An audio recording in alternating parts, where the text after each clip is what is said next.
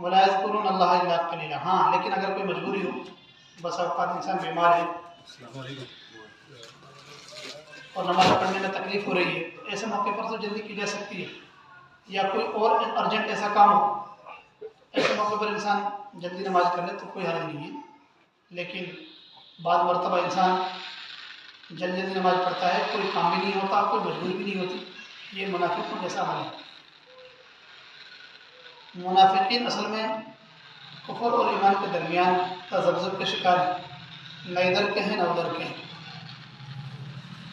मुज़ब्ज़बीन ban ज़ालिक, ये बीच में लटके हुए, न इधर के हैं न उधर के, यानी कुफ्र और ईमान के दरमियान में ये अटके हैं।